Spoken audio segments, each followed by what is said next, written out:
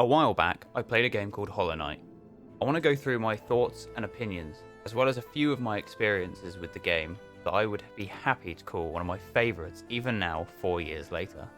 Okay, so I've started the video with some fairly huge praise, so I guess now I need to tell you why I'd call this game one of my favourites. Hollow Knight is a game made by Team Cherry, an incredibly small team based in Australia. The game was funded by Kickstarter and ended up releasing in 2017 on PC and a year later on Switch, PlayStation 4 and Xbox One. I think it's important to let you know that I didn't play the game on release. I actually waited until it came out on the Switch and played it then. Now, if you have stumbled into watching this video, I would assume you're in one of two groups. Either you have already played Hollow Knight and are thirsty for some fresh Hollow Knight content whilst you're waiting for its hugely anticipated sequel to come out, or you have seen this game floating about and are just wondering if you should pick it up. If you're in the latter group, these words are for you alone. Go play it. Trust me. But seriously, this game is fantastic. Pause the video, close the tab. Don't worry, YouTube will remember where you got to. It's all good. Purchase the game. It's not very expensive, especially for 50 hours of gameplay or so. And once you've finished, come back and watch me gush over this brilliant indie game. The game starts with a poem called Elegy for Hallownest, written by an in-game character named Monomon, that reads, "In wilds beyond they speak your name with reverence and regret, for none could tame our savage souls, yet you the challenge met. Under palest watch you taught, we changed, based instincts were redeemed, a world you gave to bug and beast, as they had never dreamed." Starting a game with a poem like this really gives you an idea of how filled with lore this game will be. It also gets you questioning in your mind, who is Monomon? Who are they talking about? What's Hallownest? You then proceed to plunge down into a chasm of sorts with a few more questions in your mind. Where did I just come from? Where should I go? All of these questions will be answered in time. The game will then start feeding you the bare necessities through a simple tutorial and allows you to make some of your own assumptions as to what this bug kingdom is all about. Oh yeah, everyone in this game is a bug. Or a jellyfish? Anyway, you very quickly find yourself in the very lovely town of Dirtmouth. Here you will meet Elderbug, an NPC who will explain to you a bit about what's going on, and whenever you come back to visit him and have a chat. You will then have to make your descent into the town's well, which just so happens to be the entrance to the Forgotten Crossroads, where the first real bit of exploration will begin. One thing that makes this world feel so real and explorable is the great characters they have put into this game. You will meet all sorts of critters in this game, from useful NPCs and some very well designed bosses. The NPCs also play a bunch of different roles in assisting you, be it with information, selling items, or upgrading your gear. In the Forgotten Crossroads, you will come across some of these friendly bugs. One of these is Sly the shopkeeper, who will swiftly make his way back to town and start selling things. Another friendly face you will meet is Cornifer the map maker. He will sell you maps for different areas of Hallownest, although he does like to get about. This is a great way they've gone about this mechanic. You have to find Cornifer before you can start looking at the map for a specific area. However, once you receive an area map from Cornifer, you gain the ability to add to it, making it feel like you're the one who's doing the exploring. Some characters come with a lot of backstory. One such character would be Hornet, one of the early bosses. After fighting her, you will encounter her several more times on your journey, and she will give you advice and info. Speaking of which, this game has so much lore. Seriously, it is so jam-packed filled with lore. I want to start talking about the mechanics of the game, and I think the best one to start with would probably be combat, as by this point you've definitely run into some enemies. The knight's basic attacks are simple slashes with his nail, which is basically his sword, but for a bug. You can swing the nail left, right, up, and down when in the air. The knight's ability to move is very responsive, even when in the air. It's hard to find a comparison to any other platformers because most platformers have momentum in their jumps. I really like Hollow Knight's movement, so it's good for a game of its difficulty. It really makes the combat both easy to learn and rewarding. I should also mention, from the start of the game, you have the ability to heal yourself at any time using a resource called Soul, as opposed to finding health pickups. You gain Soul by attacking enemies with your nail and storing white goop in the top left corner. Soul is also used for the knight's other early game ability to shoot out a ranged attack, as well as a few more found in the later game. Healing and ranged attacks require the same resource, meaning you can't just use ranged attacks all the time, especially if you're prone to taking damage. That's why I believe the first thing to do with any enemy in Hollow Knight is to learn its movements and avoid taking as much damage as possible. A very similar fashion to how you would play Dark Souls. Funny I say that actually, because when you die in this game, you leave behind a shade and lose all your geo, which is the currency in Hallownest. To get back your hard-earned cash, you have to find your shade where you died and defeat it. One problem though, whilst you have a shade in the world, you will also be handicapped with less maximum soul. You will want to get back your shade as soon as possible though, due to the fact that a second death will result in the loss of all the money you have in the first shade you left behind. To a first time player, when this happens it can be very devastating, because when you're exploring, the best way to gain money is from these little clusters around the world.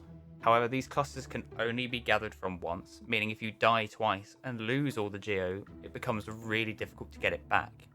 It wouldn't surprise me if this ended up deterring anyone from carrying on their playthrough, which is one of my gripes with the game.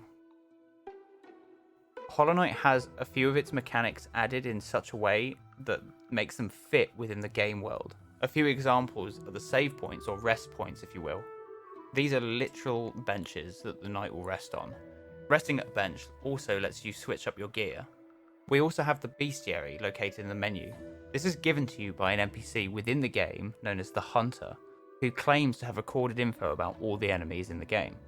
And once obtained, all you have to do is kill a certain amount of each enemy to gain his notes. See, other games have these features, but I just really love how Team Cherry have put them into the game that makes them make so much sense. I want to take some time to talk about the term Metroidvania.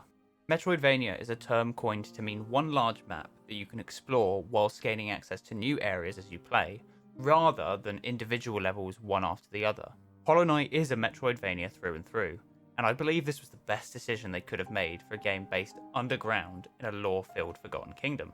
And I think the key reason for this is exploration. Without the linear path to follow, you really feel like you're in control, and you will want to keep exploring. This is also interesting because it can lead to wildly varied player experiences. A great example is once you reach the Fungal Wastes. This is really where the game first starts to let you spread your wings. At the end, you come across the Mantis Village, and you will have the option to challenge the leaders of the tribe, the Mantis Lords, to a duel. I would say this is still early on in everyone's playthrough, and more than likely the first challenging boss so far. The devs are clever, and I really like what they did by having a friendly NPC give you the advice to try and power up a bit before attempting to beat them a second time. See, this is what I would call the canon route, following the crumbs that the devs have left you. However, this is why this game is impressive, because it's very easy to miss these crumbs if you're not paying your fullest attention. Or, alternatively, you can just completely reject any advice Quirrell gives you, because what does he know? That jerk thinks you can't do it, and you're going to prove him wrong. And wow, all of a sudden, you're in Deep Nest. Nice. As opposed to Quirrell's suggestion of going to the nice tranquil City of Tears. As a side note, Quirrell isn't really a bad guy. He's just looking out for you, that's all. When you do inevitably arrive in the City of Tears for the first time, you'll come across a moment when it all just seems to click. Sitting on a bench next to Quirrell, with the rain hitting the glass and the banger that plays alongside it, all just fits together so perfectly. After exploring and milling about for some time, you will eventually find out that the bugs of Hallownest are the way they are because of an infection, and that 3 key individuals are attempting to keep the infection locked away. These individuals are referred to as the Dreamers. However, they're clearly not doing a very good job if the infection has already gotten out. Once discovered, the game will let you know where you can find these Dreamers on the world map. And to kill the Dreamers, you will need access to the Dream Nail, given to you by a lovely moth lady. The Dream Nail comes with a bunch of really cool features. Mind-reading enemies and allies, soul extracting from enemies, entering the dreams of fallen warriors and the Dreamers, and once upgraded, gives you access to a teleporter that you can teleport to from anywhere on the map. The Dream Nail is an absolute game changer. It adds so much to the areas that you've already seen, with new info and new bosses to fight. Hollow Knight also has multiple endings. The base ending requires you to find the Dreamers, kill them, and stop the source of the infection, which is revealed to be the Hollow Knight, a vessel designed to contain the infection. However, you can go further. Hornet gives you the opportunity to discover the source of the vessels and the Hollow Knight. In pursuing this route, you gain the opportunity to enter the dream state of the Hollow Knight to reveal the true final boss, the Radiance, which is a living insect embodiment of the infection. In this scenario, you actually remove the infection rather than trapping it within a new vessel. I actually just love the story written for this game, considering in an interview it was said that the devs really focused on gameplay first and then fitted everything around it. It's great to see it all fit so well though. I must say, I am an absolute sucker for animated media, especially hand-drawn stuff, which I guess is another reason why I think this game is fantastic. The hand-drawn art style really fits the world and allows for a beautiful scenery that you see in different areas within the game. A good example would be Green Path, an area early on in the game. It shows off exactly what you can do with a hand-drawn art style. I really like all the backgrounds they've made for the game, making use of slower moving imagery further in the back, giving a parallax scrolling effect. This makes the world look so much bigger than it actually is. All the music in this game is composed by the brilliant Christopher Larkin, and boy has he done a good job. I'm a strong believer that music is very important in a game. Visuals, sounds, and gameplay, everything is important, so having a good music track on top of everything else this game provides just makes it even better. I think Christopher Larkin has done a really good job with not only the atmospheric music for the areas within the game, but also the boss fight music is fantastic. I actually find myself listening to the soundtrack a lot. Some of my favourites are Hornet's theme, Nosk's theme, and Green Path's music. Hollow Knight actually also received a few post-launch updates, which I think I should talk about as well. The two bigger content packs were the Grim Troop and Godmaster. The Grim Troop DLC is an interesting one. I like the vampire nightmare theme they have with it, but the meat of the update is just fetch quests, which is a bit disappointing. The Grim fight is superb though, and his harder version is extremely tough. The Godmaster DLC is brilliant, and may I say very clever. The addition of a boss rush mode is a great idea for a game like Hollow Knight, and the way they wrote it into the story and built it into the world is fantastic. My only gripe is that it's a bit of a grind to get through, as it's extremely difficult, especially with the addition of some new bosses mixed in with the familiar ones. I've also heard that some fans were displeased with the addition of what you could call the final ending, in which you have to beat every single boss in the game in a row and finish off with an even harder version of the Radiance. The difficulty leap here is immense, and I would not be surprised if most people ended up watching the new ending elsewhere, like on YouTube or something. Okay, so I think at this point I need to talk more about my experience with the game and why it became one of my favourites. I've actually played this game a few times now, twice through on Switch and twice more on PC, the most recent playthrough serving the purpose of gaining some footage for the video. This means I know a lot about the lore of this game at this point. Playing the game again after completing it is an interesting experience. It brings up some successes and failures of this genre of game. The first playthrough, absolutely amazing, just truly a great experience, but at the cost of the game's replayability for a couple of reasons. One is that after starting the game again, you are completely reset to the basic movement, and it will feel incredibly bad without all the charms and upgrades like the dash. The other reason that the second playthrough is hindered a bit is because exploration is such a massive part of the game, and once you know all the game's secrets, it doesn't shine as brightly as it does the first time. But do you know what? In my eyes, that's not really a problem. So what if the game's consecutive playthroughs aren't as good? The first playthrough was the experience that placed this game among my favourites of all time. And to be honest, my future playthroughs of the game haven't really impacted this.